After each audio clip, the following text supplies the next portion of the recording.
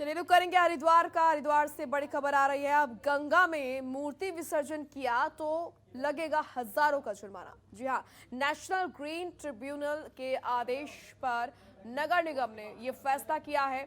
गंगा में मूर्ति विसर्जन करने पर 50,000 का पर्यावरण शुल्क लगेगा।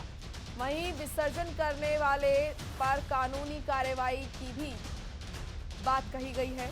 एनजीटी ने पर्यावरण की दृष्टि से गंगा समेत अन्य नदियों में मूर्ति विसर्जन पर रोक लगाई है। डीएम के आदेश पर नगर निगम ने 3 स्थान चिन्हित कर कुंड तैयार किए हैं। अब इन्हीं कुंडों में कर सकेंगे मूर्तियों का विसर्जन।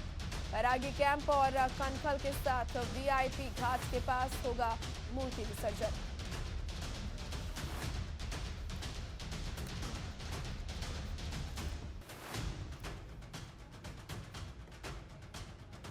तो गंगा नदी में मूर्ति विसर्जन करना महंगा पड़ सकता है। आपको बता दें कि एनजीटी ने यहां पर इस पूरे मामले में नियम सख्त कर दिए हैं। नेशनल ग्रीन ट्रिब्यूनल के आदेश पर नगर निगम ने यह फैसला लिया है कि अगर गंगा में मूर्ति विसर्जन किया तो 50,000 का पर्यावरण शुल्क लगेगा।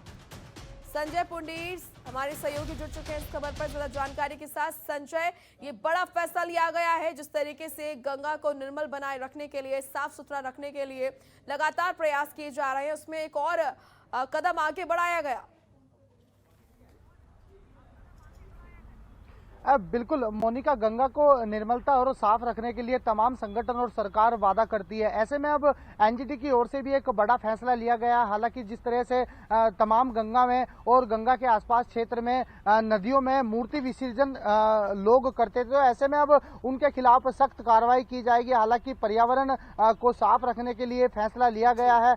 गंगा समेत तमाम अन्य घाटों पर भी कहीं अब मूर्ति विसर्जित नहीं की जाएगी। ऐसे में उनके खिलाफ पर्यावरण की दृष्टि से 50,000 रुपए का शुल्क लिया जाएगा। ऐसे में सरकार द्वारा तमाम कहा गया है कि जिस तरह से फेस्टिवल होते हैं या अन्य कोई त्योहार होते हैं, तो ऐसे में उनके खिलाफ बड़ी कार्रवाई का ये फैसला लिया गया है। हालांकि जिला प्रशासन द्वारा 3 स्थानों को चिन्हित किया है, जिसमें वीआईपी घाट के पास है और बैरागी कैंप है और कनखल में एक स्थान इसमें चिन्हित किया गया है। तमाम ऐसे जो प्रयास है वो सरकार भी करती है और अन्य संगठन भी करते हैं। ऐसा तमाम देखा जाता है, जैसे भी कोई त्योहार होता है तो इसमें जो लोग होते हैं वो तमाम तरह के पूजा करने के बाद जो मूर्ति होती है वो गंगा में प्रवाहित कर देते हैं। ऐसे में उन लोगों के लिए बड़ी अब कठिनाई का सामना करना पड़ेगा और उन लोगों के ऊपर कार्रवाई भी की जाएगी। जी मोनिका, बिल्कुल, और लोगों तक ये जागरूकता फैलाई जाए, लोगों तक ज्यादा से ज्यादा ये बात पहुंचाई जाए, इसके लिए क्या कुछ किसी विशेष तरह के कार्यक्रम रखे गए हैं या फिर कोई अभियान चलाया गया?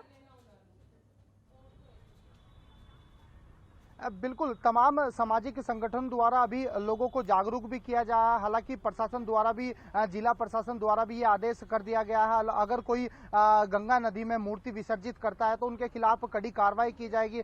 हालांकि शुरुआती दौर में लोगों को जागरूक करने का भी जो प्रशासन कार्य कर रहा है, ऐसे में कुछ लोग जो नहीं मानते हैं या फिर भी उसके बावजूद भी, जैसे अब दिवाली का पर्व है जो नजदीक है, ऐसे में उनके खिलाफ भी लोगों को पहले से ही जागरूक किया जा रहा है। अगर उसके बाद भी लोग ऐसा करते हैं तो उनके खिलाफ कहीं ना कहीं कार्रवाई की जाएगी। जी मोनिका, चलिए शुक्रिया आपका तमाम महत्वपूर्ण जानकारी के लिए संजय। खबरों के निष्पक्ष विश्लेषण के लिए सब्सक्राइब करें Janatantra TV and press the bell icon. Never miss any update.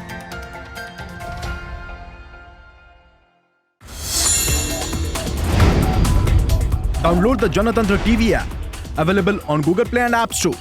Download it now.